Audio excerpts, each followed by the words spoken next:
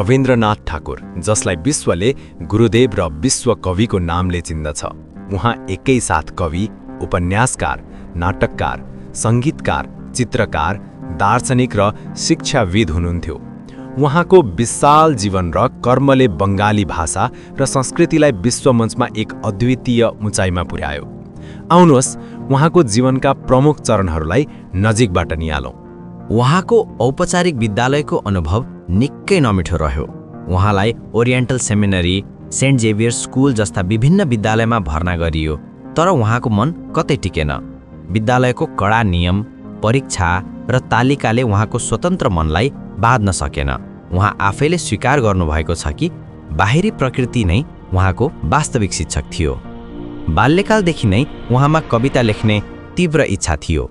मात्र 8 वर्षको उमेरमा उहाँले पहिलो कविता लेख्नुभयो। किशोर अवस्थामै अभिलाष नामक कविता तत्त्वबोधिनी पत्रिकामा प्रकाशित भयो। 12 वर्षको उमेरमा व्रतबन्धपछि पितासँग हिमालयको यात्राले उहाँको काव्यको क्षितिजलाई अझ फराकिलो बनाइदियो। उहाँको पहिलो प्रकाशित काव्य सङ्ग्रह कवि काहिनी सन् 1878 मा आयो।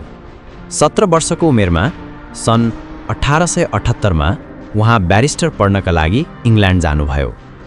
त्यहाँ उहाँ ब्राइटनको एक पब्लिक स्कुलमा भर्ना हुनुभयो र पछि लन्डन विश्वविद्यालयमा कानुन अध्ययन सुरु गर्नुभयो। यद्यपि उहाँले डिग्री पुरा गर्नु भएन, तर इङ्ल्यान्डको साहित्य, समाज र संस्कृतिले उहाँलाई गहिरो प्रभाव पार्यो। त्यसपछिका उहाँका सृजनाहरूमा पश्चिमी साहित्यको प्रभाव स्पष्ट देखिन्छ। इङ्ल्यान्डबाट फर्केपछि उहाँले वैष्णव पदावलीको शैलीमा भानु सिंह ठाकुरेर पदावली रचना गर्नुभयो। यो छद्म नामबाट लेखिएका पदहरूले त्यस समयका विद्वानहरूलाई समेत आश्चर्यचकित तुल्यायो। यी पदहरूमा उहाँले राधाकृष्णको प्रेम लीलालाई एक फरक आध्यात्मिक उचाइ दिनुभयो, जसले उहाँको भाषा र भावनाको परिपक्वता देखायो। सन् 1883 मा भवतारिणी नामक एक किशोरीसँग उहाँको विवाह भयो, जसको नामपछि मृणालिनी देवी राखियो। विवाहपछि पिताको आज्ञा अनुसार पैतृक जमिनदारी हेर्नका लागि उहाँ सन् 1851 मा सिलाइदह जानुभयो, जुन अहिले बाङ्लादेशमा पर्दछ। यो समय उहाँको साहित्यिक जीवनको एक महत्त्वपूर्ण मोड साबित भयो। सिलाइदह, शाहजादपुर र पतिसरमा बिताएको समय उहाँको सृजनशीलताको स्वर्णयुग थियो। त्यहाँको पद्मा नदी, फराकिलो गाउँले परिवेश र सामान्य मानिसको जीवनले उहाँलाई गहिरो गरी छोड्यो। यही समयमा उहाँका प्रसिद्ध छोटा कथाहरू जस्तै पोस्टमास्टर, छुट्टी, छुदित पाषाण रचिए, जसले बङ्गाली साहित्यमा छोटा कथा विधालाई नै जन्म दियो भन्दा फरक पर्दैन। 19औं शताब्दीको अन्त्यतिर उहाँको काव्यमा एक नयाँ मोड आयो। व्यक्तिगत दुःख, पीडा र आध्यात्मिक खोजको प्रभावमा नैवेद्य सन् 1901 र खेया सन् 1906 जस्ता काव्य सङ्ग्रहहरू रचिए। यी काव्य सङ्ग्रहहरूमा देशभक्ति, ईश्वर चिन्तन र जीवन मृत्युको गहिरो दर्शन पाइन्छ। सन् 1901 मा उहाँले बोलपुर नजिकै आफ्नो सपनालाई साकार पार्नुभयो। ब्रह्मचर्य आश्रम वा शान्तिनिकेतन नामक एक आवासीय विद्यालय स्थापना गर्नुभयो। औपचारिक शिक्षाभन्दा पर प्रकृतिको काखमा बालबालिकालाई स्वतन्त्र शिक्षा दिनु नै यसको मुख्य उद्देश्य थियो। यही विद्यालयले पछि गएर विश्वभारती विश्वविद्यालयको जग बसाल्यो। तर जीवन सधैँ सहज थिएन। सन् 1902 देखि 1907 को बीचमा उहाँले आफ्नी पत्नी मृणालिनी देवी, छोरी रेणुका र छोरा समिन्द्रनाथलाई गुमाउनुभयो। यो गहिरो शोक र व्यक्तिगत पीडाले उहाँको साहित्यमा गहिरो छाप छोड्यो। यही दुःखले उहाँलाई जीवनको क्षणभङ्गुरता र आध्यात्मिकतातिर अझ बढी केन्द्रित हुन प्रेरित गर्यो। सन् 1910 मा उहाँको एक उत्कृष्ट काव्य सङ्ग्रह गीताञ्जली प्रकाशित भयो। यस ग्रन्थका गीत र कविताहरूमा ईश्वर, प्रेम र प्रकृतिको एक अनुपम संयोजन थियो। यही काव्य सङ्कलनले उहाँलाई विश्व प्रसिद्धिको शिखरमा पुर्याउनेवाला थियो।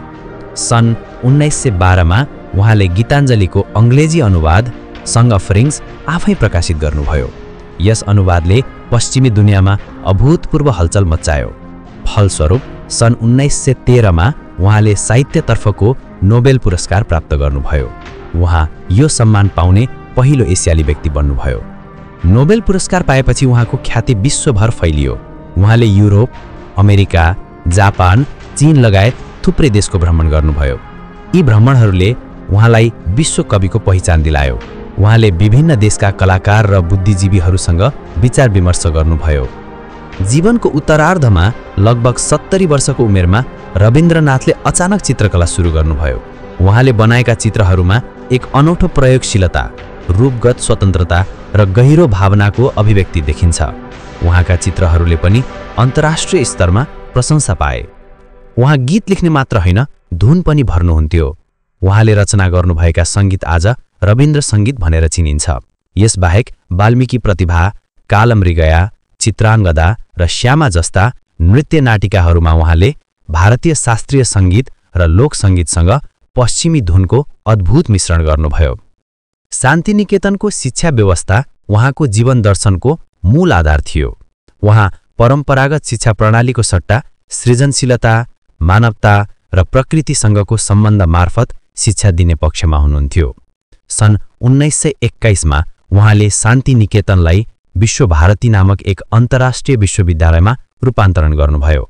उहाँ सक्रिय पराजनीतिबाट टाढा रहे पनि देशको सङ्कटमा कहिल्यै मौन बस्नु भएन।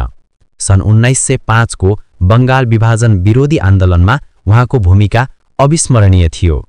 सन् 1919 मा जलियानवाला बाग हत्याकाण्डको विरोधमा उहाँले ब्रिटिस सरकारले दिएको नाइटहुड उपाधि घृणापूर्वक त्यागिदिनुभयो। जीवनको उत्तरार्धमा उहाँको साहित्यमा एक नयाँ गहिराई भेटिन्छ। पुनश्च, शेष सप्तक जस्ता गद्य छन्दमा लेखिएका काव्य र 2 बोन, मालञ्च र 4 अध्याय जस्ता उपन्यासले उहाँको परिपक्व विचार र जीवनबोधलाई दर्शाउँछन्। यही समयमा उहाँको प्रसिद्ध निबन्ध सभ्यताको सङ्कट पनि लेखियो। एक लामो र कर्ममय जीवन बिताएपछि रविन्द्रनाथ ठाकुरले सन् 1941 को अगस्त 7 तारिक बङ्गाली पात्रो अनुसार 1348 सालको 22 श्रावणका दिन जोरबगानमा स्थित आफ्नै निवासमा अन्तिम सास फेर्नुभयो। उहाँ आफ्नो मृत्यु अघि नै भारतको राष्ट्रगान जनगणमन र बाङ्लादेशको राष्ट्रगान आमार सोनार बाङ्लाको रचयिताको रूपमा अमर भइसक्नु भएको थियो। विश्व साहित्यमा उहाँको योगदान सदा स्मरणीय रहनेछ।